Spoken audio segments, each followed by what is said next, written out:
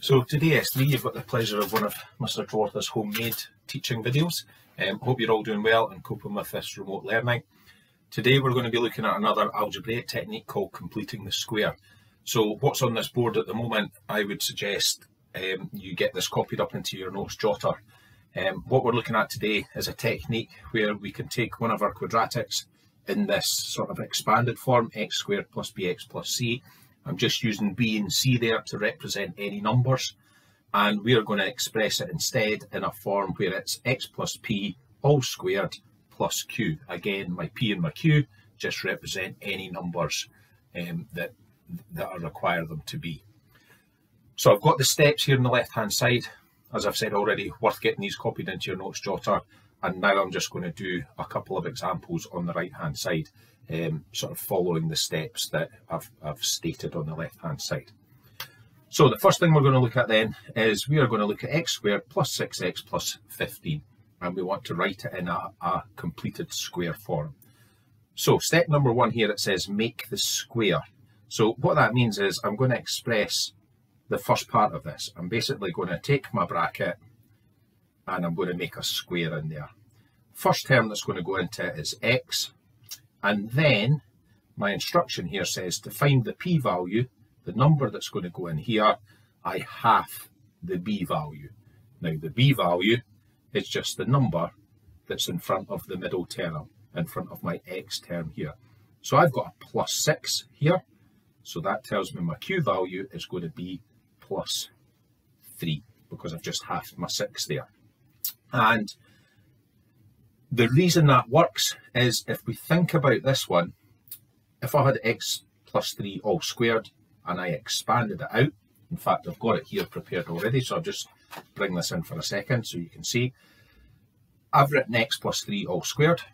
If we expanded that out to its two brackets, we then did our lengths or our area of rectangles or our breaking a bracket method, we would end up with these four terms, and it gives me x squared plus 6x plus 9.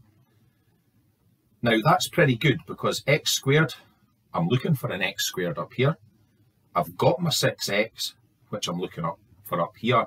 The only problem is this final term here that came from doing 3 times 3 has given me a 9. I needed a 15. That's what I'm looking for. So that takes us into our second step. Our last or second step here, it says consider the final term and make an appropriate adjustment. So we've considered this final term.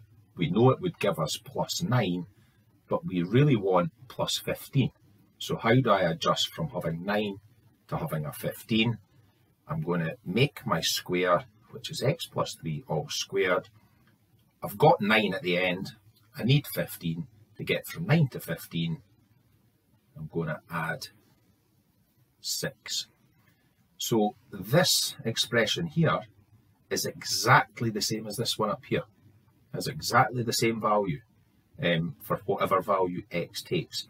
It's just written in a slightly different form. And this is called completed square form. So we make the square and then we adjust.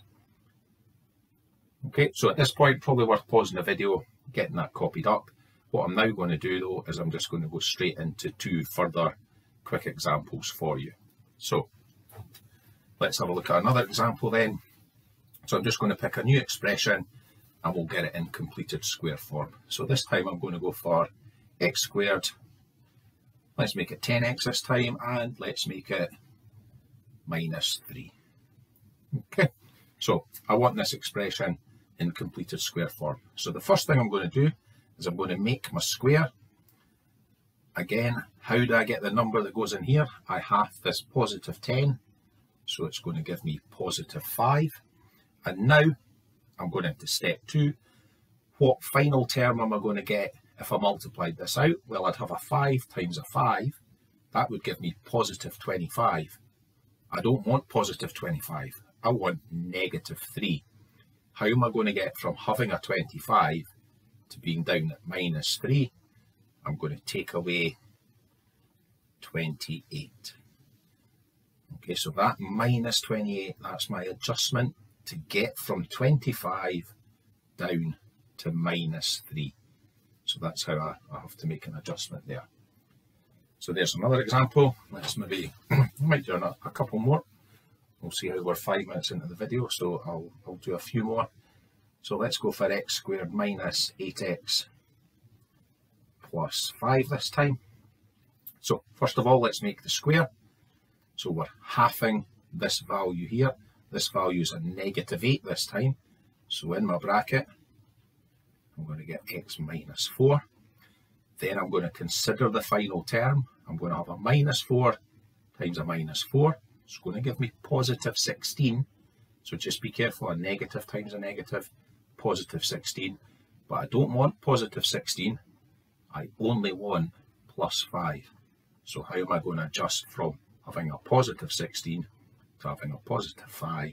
I'm going to take away 11. So that's me taking 11 away from 16 to get down to 5. So that's my final answer in excuse me, completed square form. So one more example. This time we'll maybe change our x's. It's not always going to be x's. So we've got y squared minus 12y plus 7. So let's make the square. I remember half this negative 12. So I'll get y minus 6 all squared. This final term, a minus 6 times a minus 6, is going to give me a positive 36. How am I going to get from positive 36 to positive 7? Well, I need to move down 29. And that's my final solution there. So hopefully the examples are going to help you. I'm about to put up the page numbers that I would like you to have a go for in the textbook. There will be an explanation at the top of that exercise on how to do these as well, if you think some further examples will maybe help you. If the video has not been enough and you think you need further help, just get in contact through Teams and I'll do what I can to help you out.